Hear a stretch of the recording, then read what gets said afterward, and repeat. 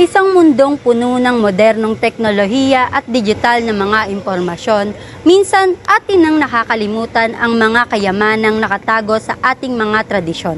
Mga tradisyong hindi nakasulat, ngunit buhay na buhay sa ating pang-araw-araw na pamumuhay. Magandang araw! Kamusta mga kasokstad? Panibagong araw, panibagong talakayan na naman ng ating pag-uusapan.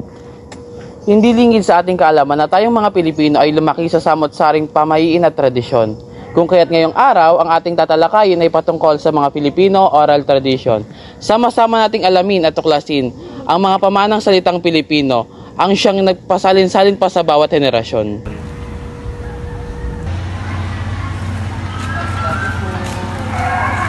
Tabi-tabi po. Tabi-tabi po. Ayon kay Limos, ang salitang tabi-tabi po ay isang tradisyonal na paniniwala ng mga Pilipino na kung saan maririnig ito karaniwan sa probinsya o di naman kaya ay sa magubat na lugar.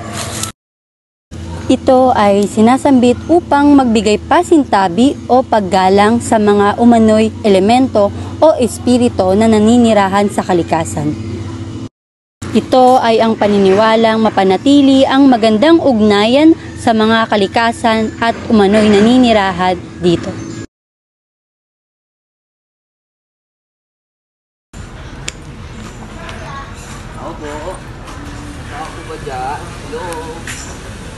Ayon sa historian na si Ambet Ocampo, ginagamit na sa panahon pa man ng pre-colonial period ang salitang tao po.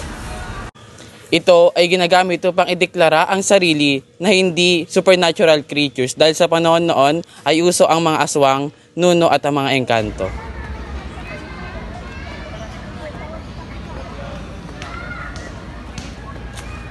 Hello, ang cute! Hello, ang pogi mo naman! Hello, pero usog po. Ayon kay Limos, nanggaling sa dalawang salita ang puwera usog. Una, sa salitang Espanyol na puwera na ang ibig sabihin ay umalis. Sa kabilang banda naman, ang salitang usog ay nanggaling sa Filipino word na usog na ang ibig sabihin ay sumpa.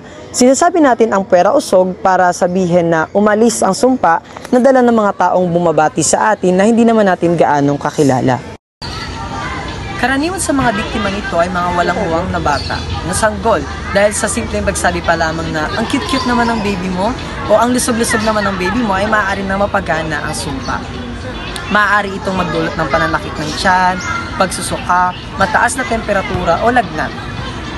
Sabi sa mga paniniwala, maaari itong makuha sa mga taong minsan na ring nakaranas ng panguusog na ikaw ay babatiin.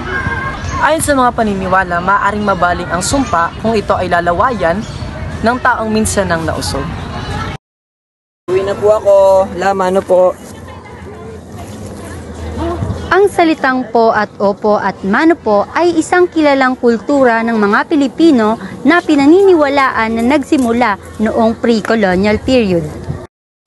Ayon sa Teka Pinoy, ang salitang po ay pinaikling salita ng apo o nangangahulugang Panginoon.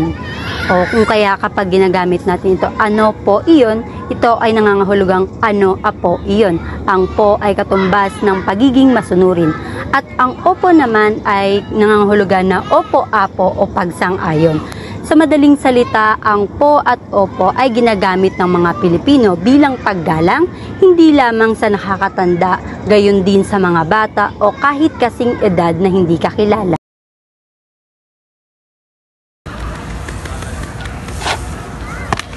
Sorry kaka-cellphone mo kasi yan eh. Mariosep ka.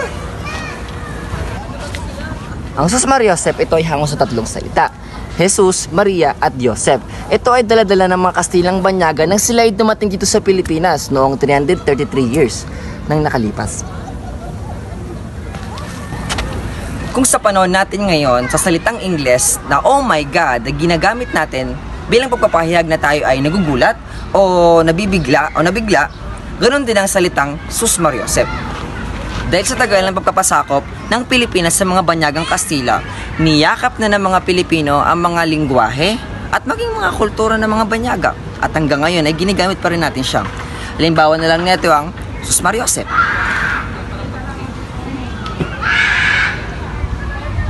Ay, hindi pa pala siya patay. Hello, sayang. Uy, hindi!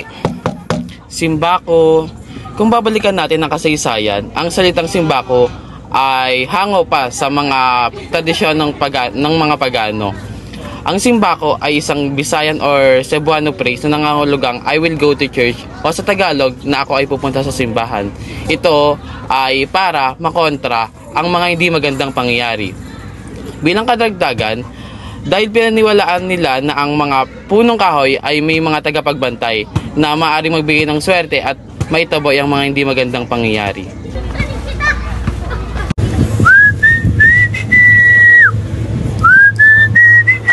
Ang pagpito sa umaga ay pinaniniwalaan na nakatatawag ng hangin. Lalong kung ikaw ay nasa mataas o nasa mainit na lugar.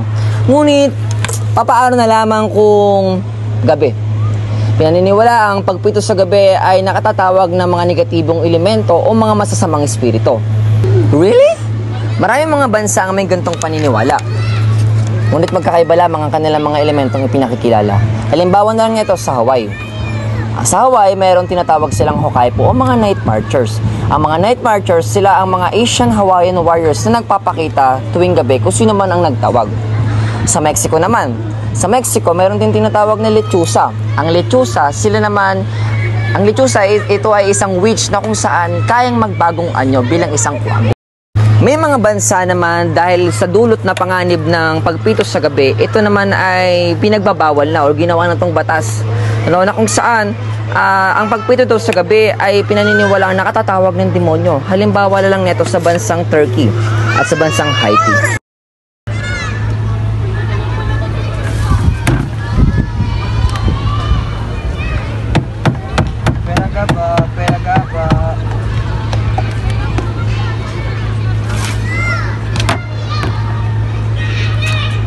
Kung ang relihiyong Budismo ay naniniwala sa karma, alam niyo rin ba na tayo dito sa Pilipinas ay may naniniwala din sa konsepto ng karma na iiba lamang sa terminong ginagamit dahil ang ginagamit natin na pamalit sa terminong karma ay gaba. Ayon sa isang blog na naitala sa website ng Cebuano Teacher noong taong 2021, ginagamit natin ang salitang gaba bilang pamalit sa terminong karma. Ayon sa mga naniniwala rito, ang salitang gaba ay isang uri ng paghihiganti ng tadhana o parusa ng Panginoon sa mga maling ginagawa natin. Sa pagsasabi ng pwera gaba, pwera nang ibig sabihin ay umalis, naniniwala sila na maaaring hindi matuloy ang kamalasan o parusang nakatadhana para sa kanila. Ang mga tradisyon ng mga kayamanang hindi nabibili, ito ang mga kwentong nag-uugnay sa atin at nagbibigay kulay at buhay sa ating pagkakakilanlan. Okay, sarap kang isiping napakayaman ng bansang Pilipinas sa mga kultura. Mga salitang nagmula pa sa ating mga kanununuan at nagpasalin-salin sa ilan pang mga henerasyon. Mga tradisyon na siyang sumasalamin sa ating kasaysayan. Naway, marami kayong natutunan! Hanggang sa muli! Samahan niyo kami magmasid, Magsuri At makialam sa mga kaganapang panlipunan.